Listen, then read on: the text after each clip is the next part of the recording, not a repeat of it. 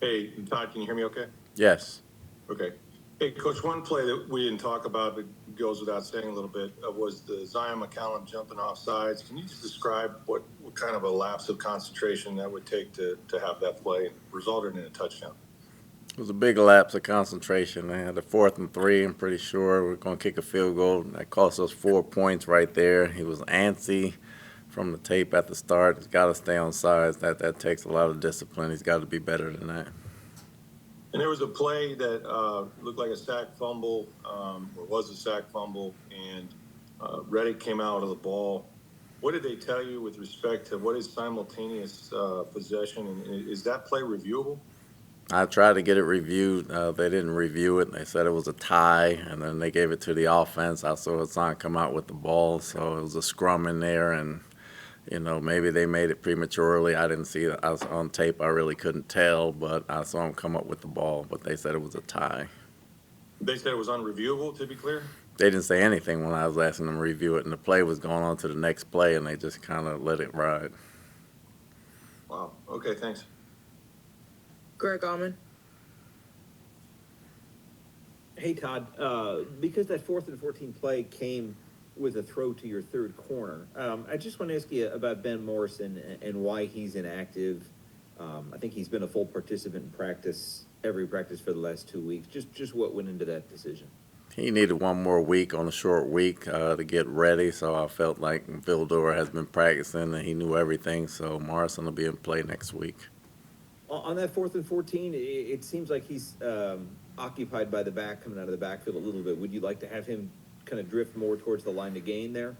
That's his job. Okay, thanks, Todd. Evan Winter. If any media have questions, please raise your hand. Hey, Coach, just to stick with that real quick. Yeah, a player like Bijan Robinson, how much stress, I mean, how much harder does that make for somebody like Vildor to, even though that's his job, to drift back to kind of leave him alone, especially since he was making so many plays in the open field like that? Doesn't make it hard at all on 4th and 14. Makes total sense. And then just how disappointing is it that this team hasn't developed that killer instinct that you've been wanting this season? Very frustrating thus far. You can do it all right out in practice all week. You can do it in the game right 4 out of 5 times, and on the 5th time, we don't play it right, and that's frustrating. That's very frustrating as a coach, very frustrating as a player, I'm sure. But we're all in this together, so it starts with me. I got to do a better job. They got to do a better job, and we have to somehow scratch and claw and find a way to make this thing work. And just real quick, in your experience, is it realistic to kind of snap into that over the final 4 games of the season, especially with 2 games against Carolina or 3 games, sorry, with Carolina on deck twice? I don't think you can snap into it. I think you have to grind it out. You just got to take it one day at a time, one play at a time. You got to grind them out. You're not going to snap into being good or snap into being worse. You got to take it play by play, and you just got to do the little things right, and then the big things will come. Thanks, Coach. Rick Stroud. Coach, you obviously, everybody knows Bijan Robinson and Kyle Pitts are two of the best playmakers in this game, at least without Drake London. What was the plan against those guys, and how are they able to be available to Cousins as much as they were? With Bijan, we missed quite a few tackles because he's hard to tackle in the open field. We were in the right place at the right time, and we missed him about 4 or 5 times in space. With Pitts, we had Zion assigned to him a little bit. When Zion got hurt, that put us back in nickel, but we still had calls and things we knew where he was going to be and where he was going to go that we just didn't play proper technique. So we did it right in practice. We did it right. The few times we did it right in the game, we were great. The times we didn't do it right, we weren't very good. Is it still somewhat remarkable to you the way you guys have played that really if you beat Carolina twice, you're the division champs, and how much of that, I mean, it's got to be one game, right? That's what you're looking at for Carolina, but how big of a hurdle is this the way you guys have been playing lately? I don't think it's a big hurdle physically. It's a bigger hurdle mentally because of the 2 losses we just got over, 2 in 1 week, really, that sort of speak. So we got to regroup this weekend. We got to come back Monday, and we just got to take it one day at a time, one play at a time. Look, when you don't play well, it's the coaches and the players. When you don't coach well, it's the coaches and the players. So we got to come back with the attitude and just try to do the little things right. And we just want to work on the little things. If we can do those, we feel like we give ourselves a chance to win. We just got to go from practice to the game. Thanks, Coach. Sarah Walsh. Hey, Todd. This is sort of along the lines of what Rick was just alluding to. I mean, there's times where you play well and you don't have the results you want. And given that this team is very much in it, how do you sort of rectify the opportunity that's ahead with the feelings mentally, right? And momentum being hard to manufacture when it's not there. So how do you sort of blend the opportunity ahead of you with sort of the feeling of like what we saw in that locker room and how you guys are feeling right now? It's all about the frustration and dealing with adversity. We got to learn how to deal with adversity. We've done that the past 3 years. We've done it some early this year. We've dealt with injuries and those type of things. It's all about how you channel your vision when you come back to work next week and how you deal with adversity moving forward. So you can sit there and let it linger and you can mope in it, or you can go ahead and do something about it and you can go ahead and still try to win this thing. So that's the attitude we're going to have going into the week. Scott Reynolds. Todd, your quarterback, when speaking with Baker after the game, said that this one's going to haunt me. This falls on my shoulders. Can't turn the ball over. Can't have that interception. What are your thoughts about Baker shouldering some of the blame, or perhaps all of the blame in his mind, for this defeat? Well, he's taking responsibility as one of our leaders. Obviously, you don't want the turnover, but he can look himself in the mirror and be honest with himself. And, coaches and players have to do that alike. That's what makes him who he is. So if everybody did that, we would figure out our problems real quick. So I think it's an eye-opener for a lot of guys and a lot of coaches on this team. So if we come back Monday and look in the mirror and everybody can work on the little things, I think that'll carry us the rest of the way. So what he said was very honest and very true. And Todd, after looking at the film, how would you assess the overall performance of your pass rush last night? I don't think it was consistently good enough. Obviously, he got some things, they got the ball out, and then they kept a lot of protection in as well. When we pressured, we got through there. When we rushed forward, the ball was coming out with a lot of screens and a lot of checkdowns to Bijan, so it was mixed. And then finally, is there an opportunity that Jason Pierre-Paul can help you on the field on Sunday in Carolina? Possibly. We'll look at him next week and see what the practice looks like and get a better look at him and kind of gauge it from there. Thanks, Todd. Evan Winter. Hey, guys, going back to the mental response part and the frustration part, Tristan Wirfs said, in a PG version, he hopes people hopes guys stew over this. How do you keep that from going overboard in terms of on the field? Like, you want the guys to stay motivated. You want them to, like you said yesterday, you want them to feel it. But how do you keep that from just boiling over in a game, just trying too hard or situational moments, so on and so forth? I don't think there's such a thing as trying too hard. It's just working on little things and playing with a positive attitude the whole way.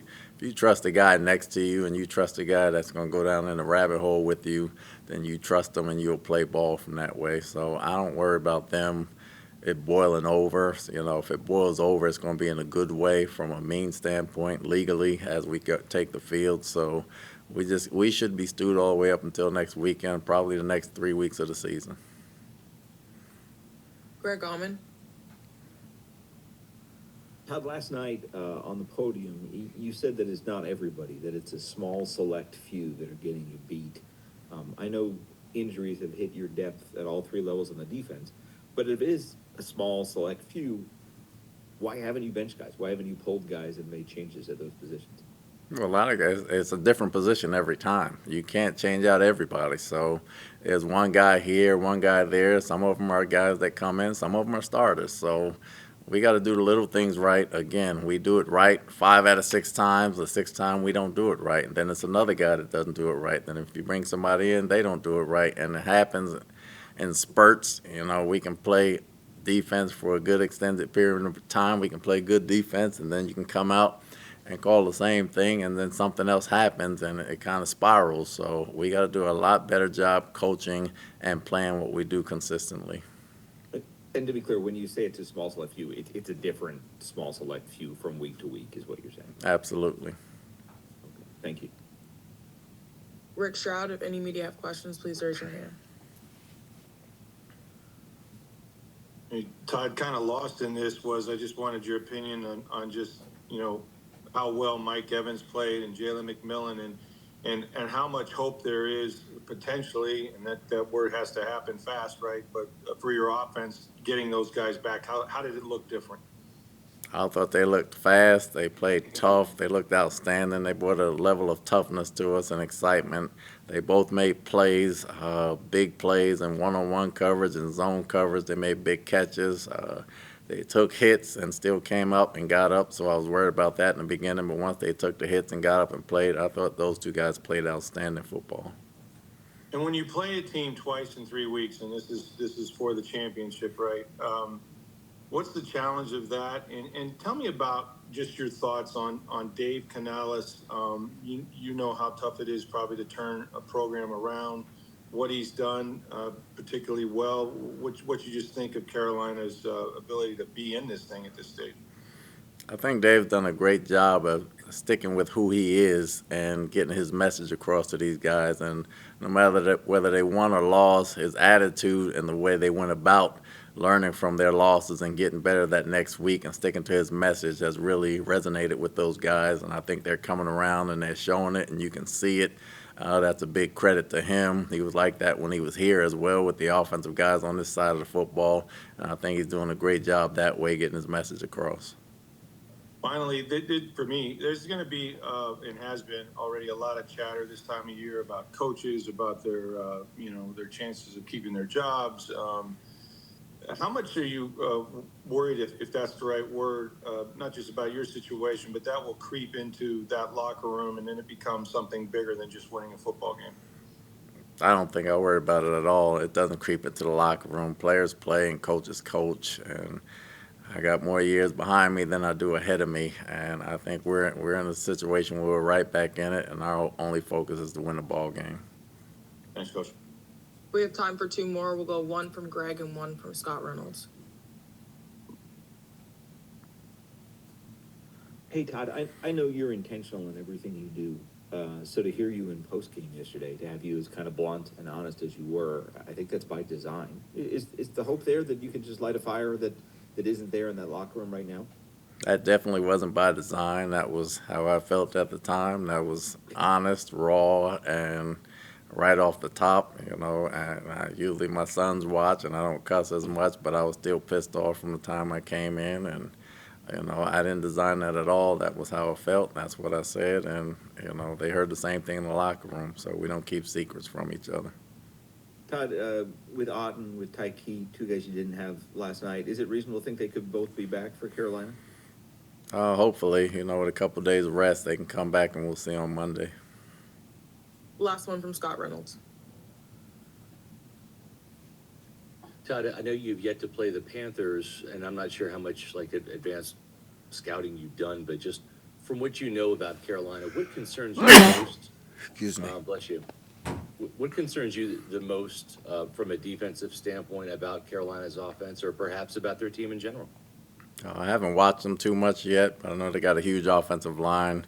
They got the first-round receiver this year, McMillan, playing very well. They got two good running backs, and Bryce is playing very good football right now. I'll dive into them this weekend and get a better look at them, but they played us tough last year in the first game, so we understand we got our hands full, and they're playing for something just like we are.